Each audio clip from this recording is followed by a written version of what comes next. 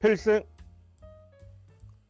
안녕하세요. 법무법인 일로 군형사 전문센터 백영식 변호사라고 합니다. 이번 시간에는 군검사 출신으로서 군 형사 절차의 특징, 그리고 실제로 군 내부에서 형사사건이 어떻게 구체적으로 진행되는지 설명해 드리는 시간을 갖도록 하겠습니다.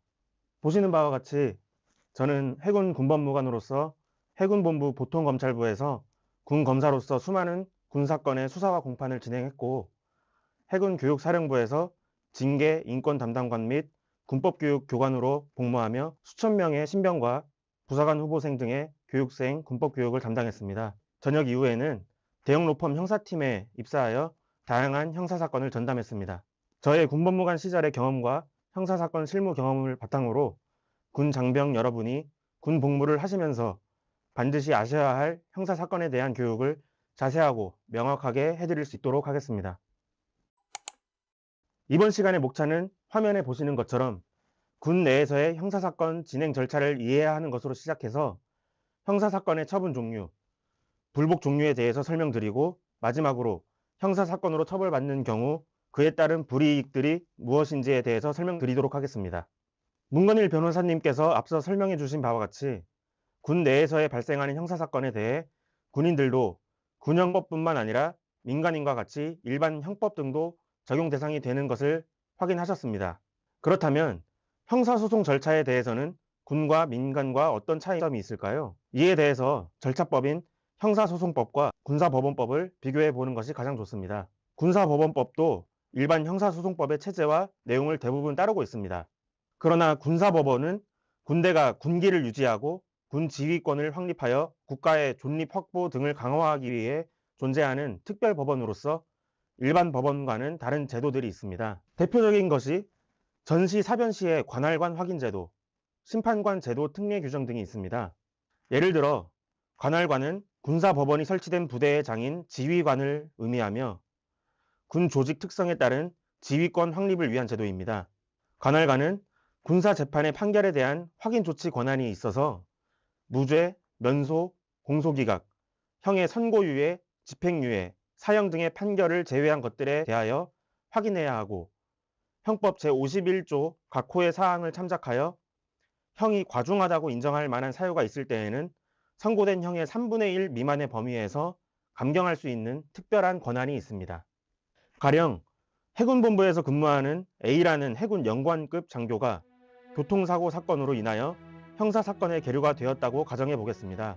해당 수사를 담당했던 해군 보통검찰부는 A의 혐의를 조사하고 군사법원으로 구공판 기소를 했습니다. 여기서 구공판 기소란 기소의 한 종류로서 검사가 혐의가 있다고 판단하여 재판부에 사건 심판을 요청드리는 것을 의미합니다.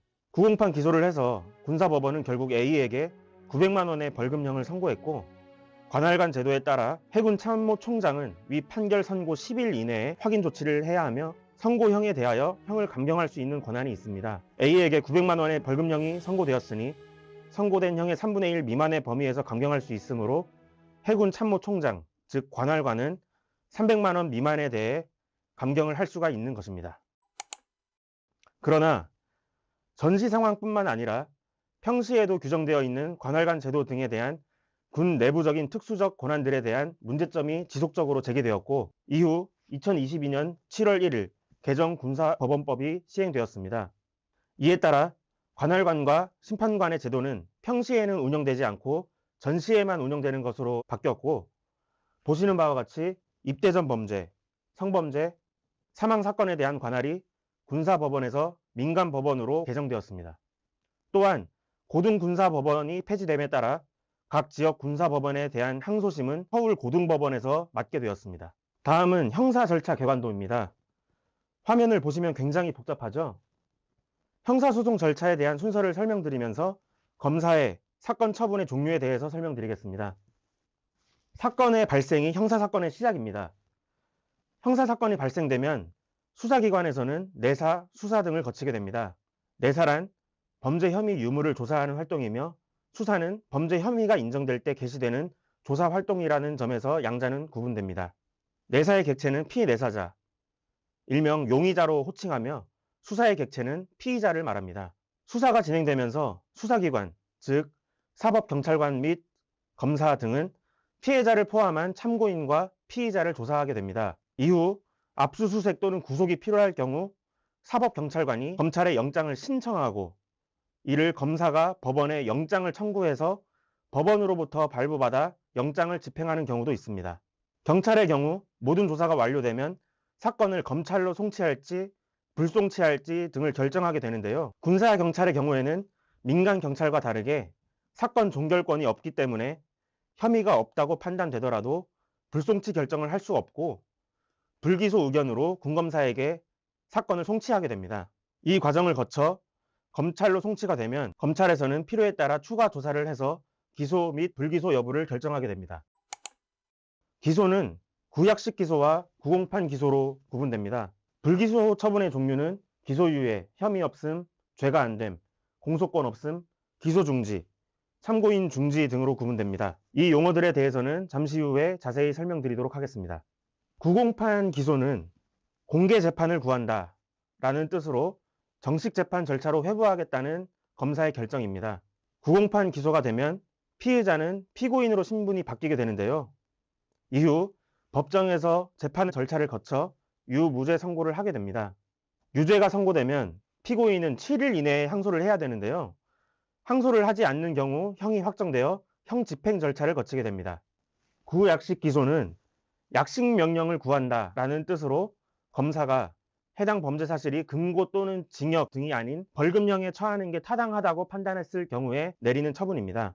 마찬가지로 피고인은 7일 이내에 정식재판 청구를 할 수 있는데요.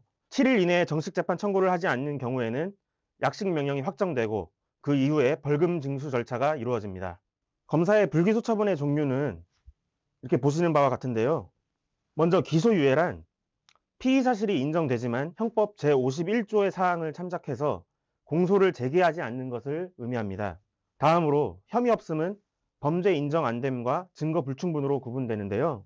범죄 인정이 되지 않는다는 것은 피의 사실이 범죄를 구성하지 않거나 인정되지 않을 경우이며 증거 불충분은 피의 사실을 인정할 만한 충분한 증거가 없는 경우에 해당됩니다. 죄가 안됨이라는 처분은 피의 사실이 범죄 구성 요건에 해당하나 법률상 범죄의 성립을 조각하는 사유가 있어 범죄를 구성하지 아니하는 경우에 해당되는데요. 14세 미만의 형사 미성년자나 심신상실자인 경우, 정당방위, 정당행위, 긴급피난, 피해자의 승낙 등과 같은 위법성 조각 사유가 있는 경우를 의미합니다. 마지막으로 공소권 없음 처분은 공소시효가 완성된 경우, 범죄 후 법령의 개폐로 형이 폐지된 경우, 피의자가 사망한 경우 등에 해당할 경우 하게 됩니다. 이번 시간에는 군 형사소송 절차의 객관에 대해서 알아보았습니다. 다음 시간에는 형사사건 처분에 대한 불복 및 군 내에서의 형사처벌에 따른 불이익 등에 대해서 알아보겠습니다. 감사합니다.